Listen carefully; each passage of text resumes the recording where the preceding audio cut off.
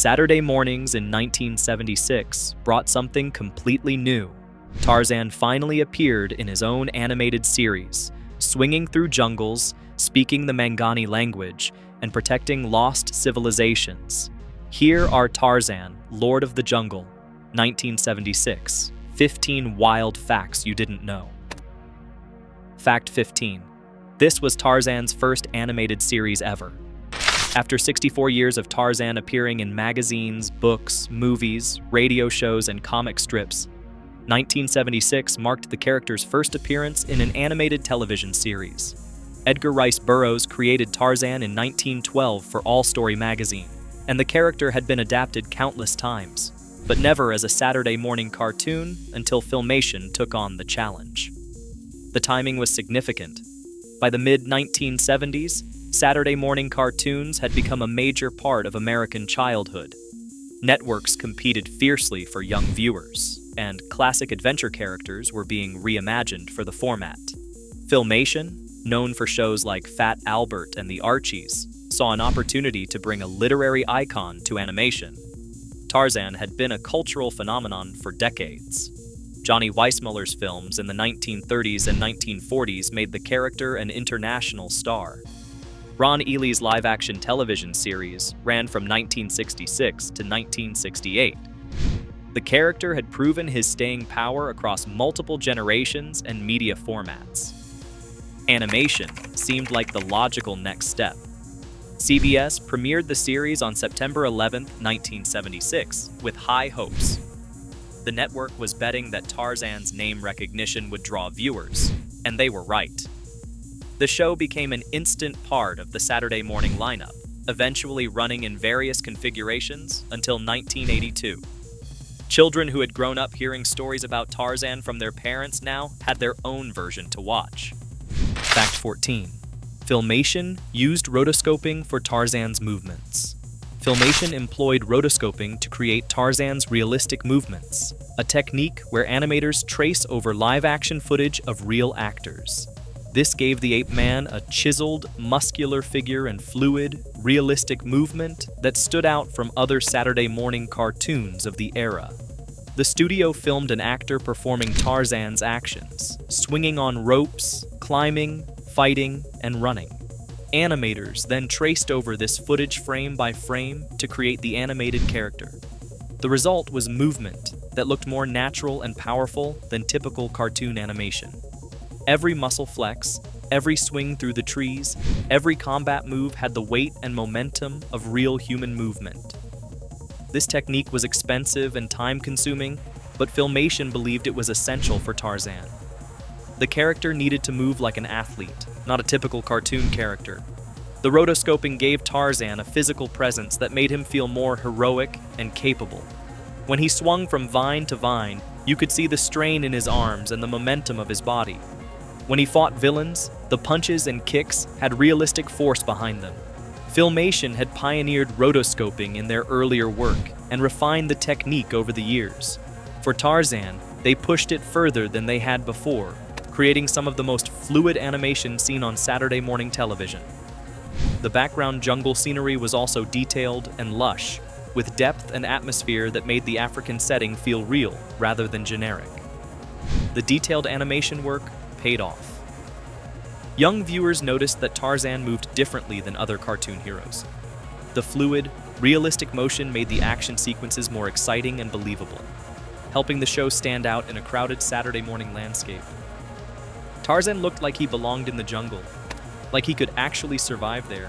Fact 13. Robert Ridgely was a Filmation voice acting legend. Robert Ridgely provided Tarzan's speaking voice, and he was already a veteran of Filmation productions. His deep, authoritative voice perfectly captured the intelligent, well-spoken Tarzan that the show was creating. But most viewers didn't know that Ridgely would go on to voice the leads in 2 other legendary Filmation adventure series. After Tarzan, Ridgely became the voice of Flash Gordon in Filmation's The New Adventures of Flash Gordon, another faithful adaptation of classic adventure literature.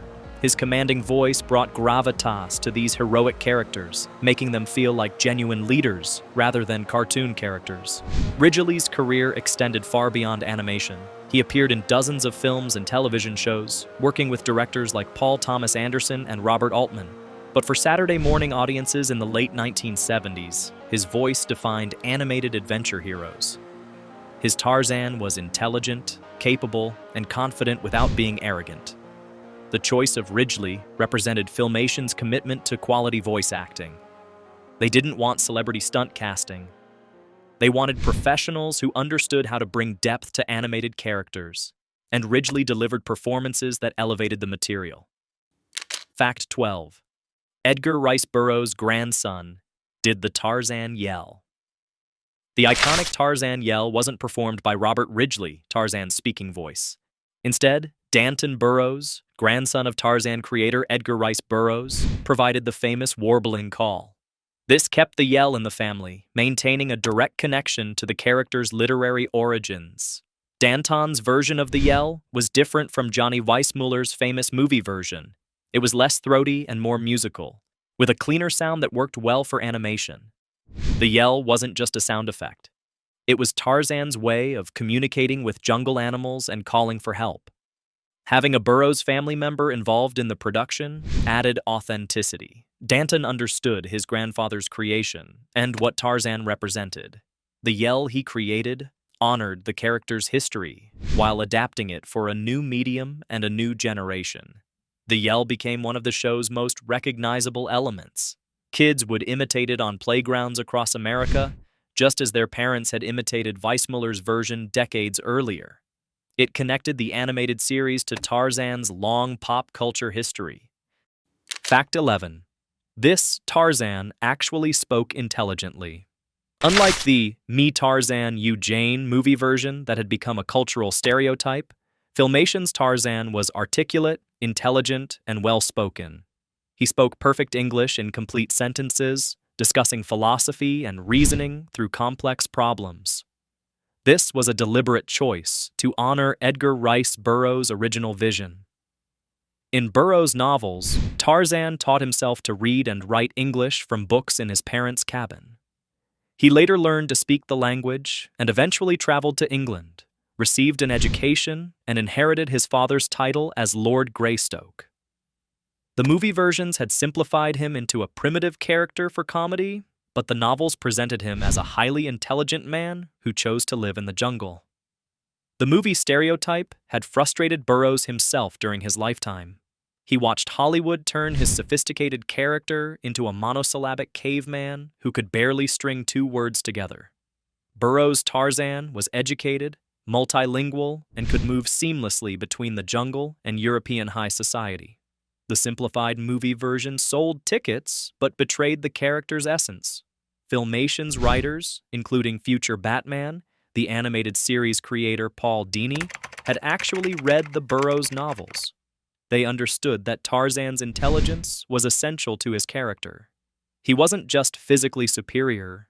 He combined the best of civilization and nature, using his intellect alongside his jungle skills.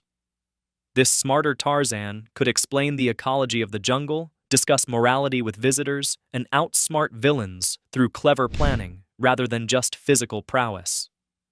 He quoted literature, referenced history, and spoke with the bearing of someone who understood both worlds. It made the show more sophisticated than typical Saturday morning fare and introduced young viewers to a more accurate version of the character.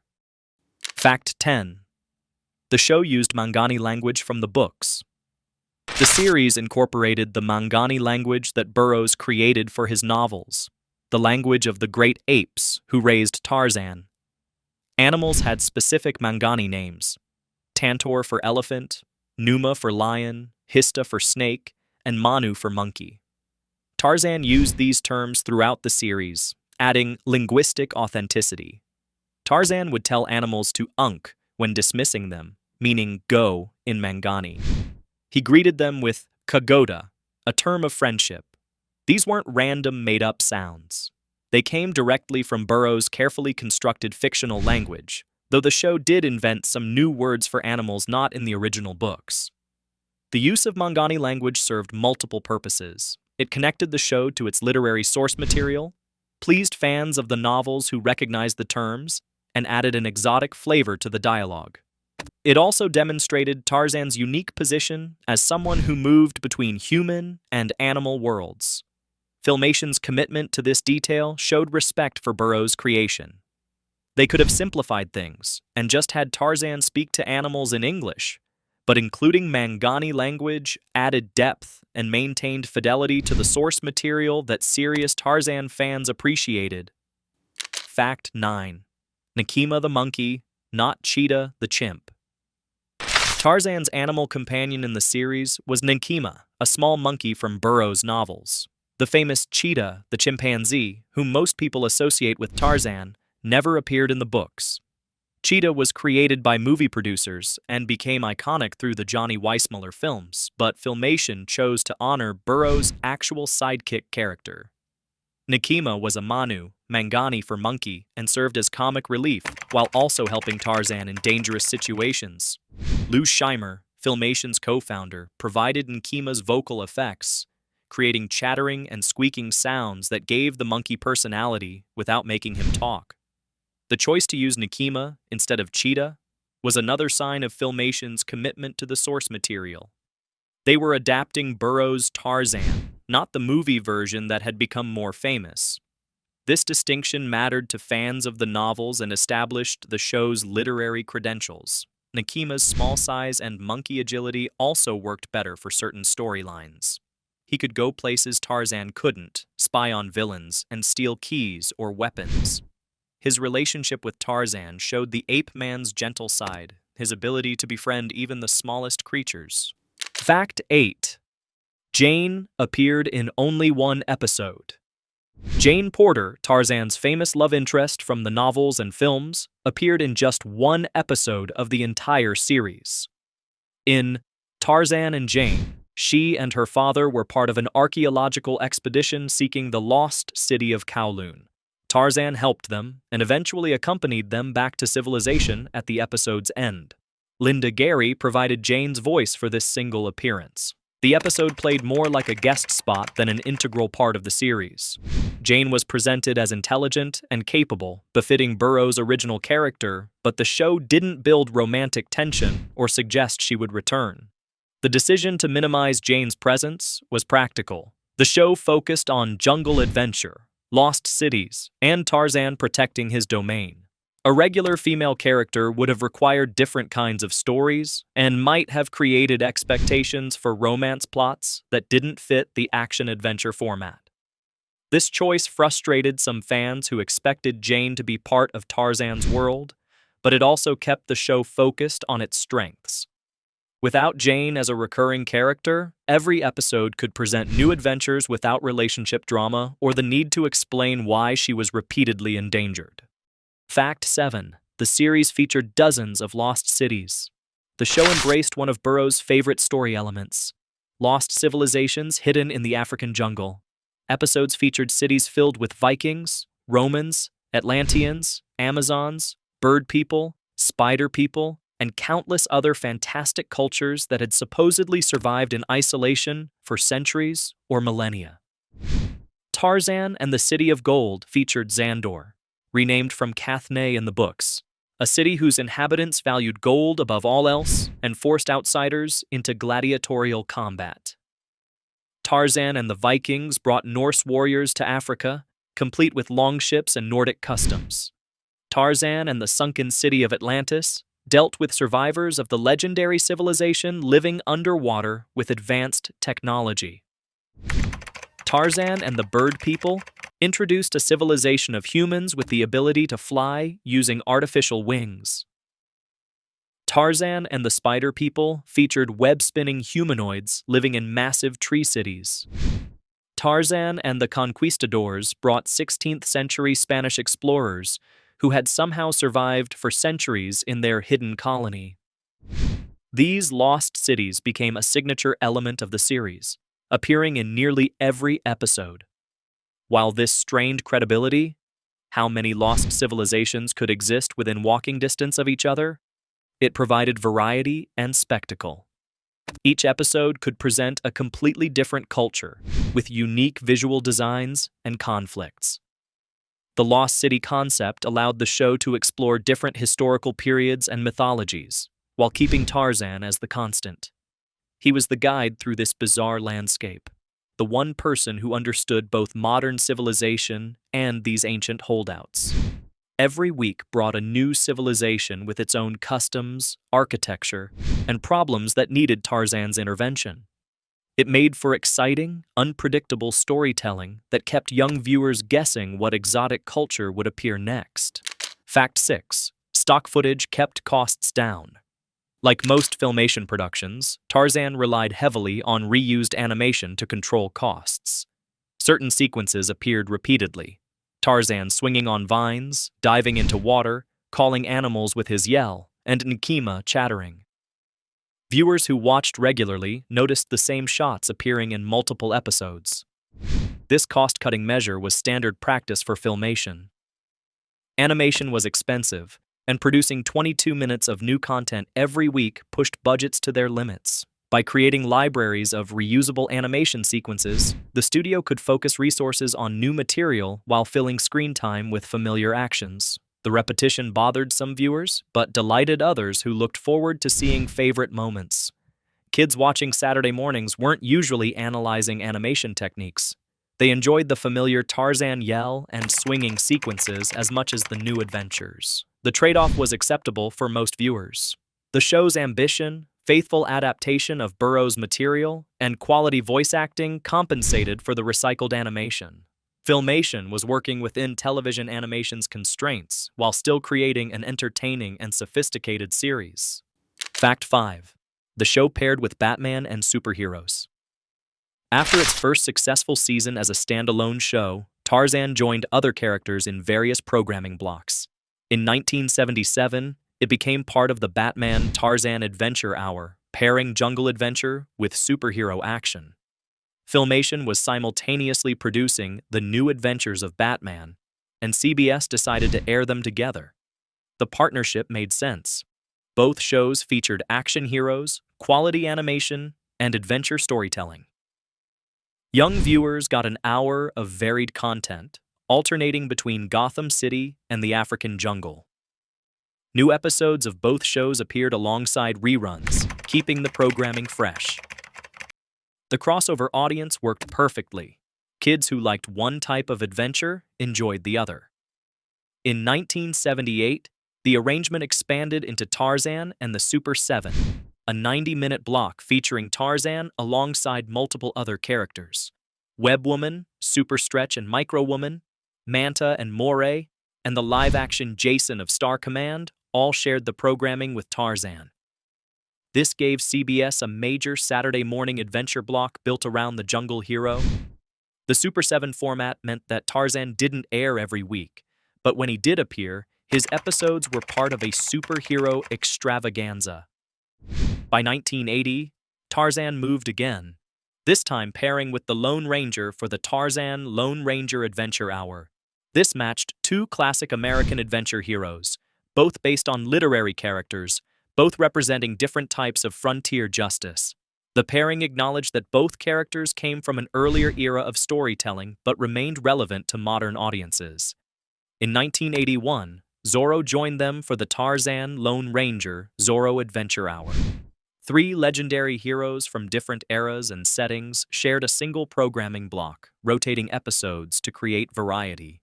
These pairings kept Tarzan on the air long after new episodes stopped being produced, exposing new audiences to the show through strategic packaging. CBS was maximizing its investment, using classic characters to anchor Saturday morning programming. Fact 4. Only 36 episodes were ever produced.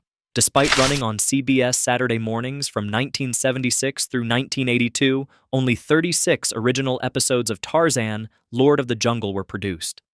The first season in 1976 to 1977 accounted for 16 episodes. Season 2 in 1977 to 1978 added 6 more. Season 3 in 1978 to 1979 contributed another 6, and the fourth season in 1979 to 1980 finished with 8 episodes.